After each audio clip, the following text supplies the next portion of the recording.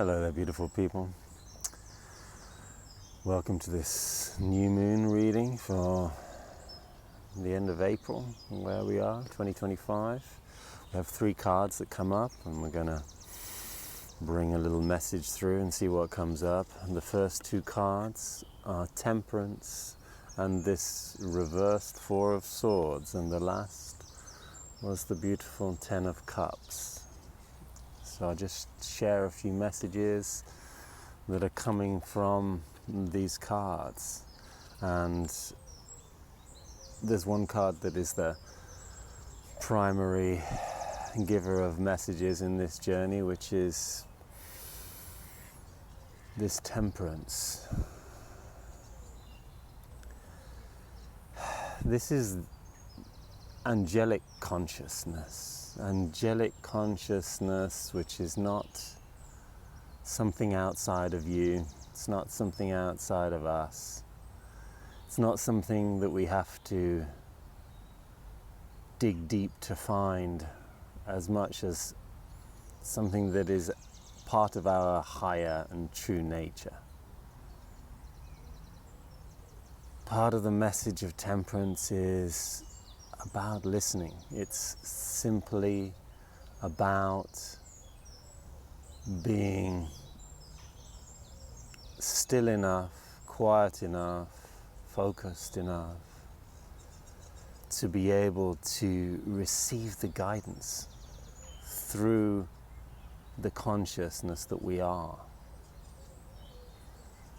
The pouring of the cups that this Temperance, this angelic figure represents, is the pouring of our consciousness inside. But we are this divine angelic awareness. And what does that even mean? What does the angelic awareness even mean? It means that inside of us, locked in our hearts, is the fire of spirit, the fire of light, of truth. And we might sometimes feel quite separate from it, or imagine ourselves to be the smaller version of who we are, and forget that truth, forget that we are connected to the light, we're connected to the sun, we're connected to God. God's awareness is in us. It's a message that's been told 1,000 different times by 1,000 different people in 1,000,000 different ways. And yet it's one that we need to hear. It's one that we need to hear over and over again. Our true essence is this divine consciousness, this infinite consciousness that is connected to all of life, all things, through the subconscious waters, and is connected at every point in our life. We might think that, and here some of the message of this card comes up, and it's reversed, this 4. We might think that the connection to the divine is something that we might tap into every now and then. It's something that we might just bring into our life in a moment of meditation, or when our mind is quiet, or when we are still enough to receive some lucky spark of inspiration, some lucky idea that obviously comes from something more than just the little mind. But this connection is a constant one. It's not something that comes and goes. It's something that's always there. What might come and go is our attention. What might come and go is our focus. But the connection does not cease to be there. It's always inside of us. We're always connected to the divine. And I think part of why this card is reversed is because it's not always about just sitting in silence and let's do some meditation so that we can find a little bit of peace. It's about finding that peace in our daily life. It's about finding that peace from moment to moment. When you go down to the shop or the store to buy something, when you're having the conversations, it's about finding that stillness and that silence as often as we can, not just to shut up the chit-chat of our mind, but to be able to listen as well as speak. And that channel that this temperance represents us to be is a channel that listens as much as we speak. We don't listen as well. We don't listen to all the parts of ourselves. And another reason this card is reversed, I feel, is that when we do listen inside, one of the voices that we hear most of the time is a negative one. It's a critical one. It's something that doesn't feel good. And I hear quite often some people say, yeah, sitting and meditating is just not for me. It's not my thing. I tried it a few times, but my meditation is when I go and do things, when I go and walk in the garden or do my work or something like this, and that is completely valid. If these are the practices that gives us moments of mental silence, then perfect. But we need to find that silence at all times, not just in the moments when we're practicing stillness, when we're practicing being silent, but in the moments when we're not. In the moments when we're asked to be externally focused, let's remind ourselves, and it's about that reminding of ourselves continuously to go inside, to take time, to be still. And it's 1 breath, 2 breaths. It's the simple moment-to-moment check-in. Reminder that we have this connection to the infinite inside us. We can't lose it. We might feel lost sometimes, but we never really are. We can't disconnect from the divine. It's impossible. It's like pretending that we are not who we are, which we do so well. We can clothe ourselves with so many layers that we don't see that divine spark inside of us, but it doesn't mean it's not there.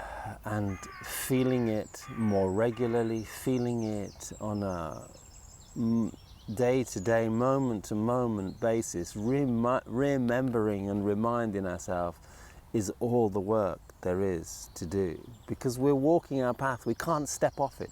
You can't step off your spiritual path. It's impossible, no matter whether you think in those terms or not, no matter whether you have an idea about your spiritual essence or not. Nobody anywhere ever can step off their spiritual path, because their spiritual path is their human path. That's what we are here to do. We are here to walk the human path with spirit. This communication, this conversation that we imagine ourselves having to ourselves is God talking to himself or herself. This is the divine in action always. There is not one thing that can happen that is not divine of nature. When we make that separation in our mind, we are stepping away from that divine connection. And that's difficult to accept, because there are so many actions that we can make that seem confused, so many actions that we can see taking place in the world that do not represent that higher power in its purest form, but in its dullest form, maybe. In its lowest vibration, maybe. And then some people say, well, how can it be high in its lowest vibration? There is nothing separate from this divine source. The only separation that there is from the divine is in our mind. And when we remind ourselves, and remember over and over and over again to bring those moments, those breaths of silence into our daily life, just to still ourselves and listen, just to feel, listen not just to your mind, to that chit-chatter of your programming, but listen to your body, listen to your heart, listen to your feelings, listen to every aspect of your senses. Take awareness, question as much as you want, question everything that you hear, question everything that you said, question whatever is coming to you in your life, not to intellectually dissect it, but to challenge your forgetting rhetoric, because we have a lot of programs that are about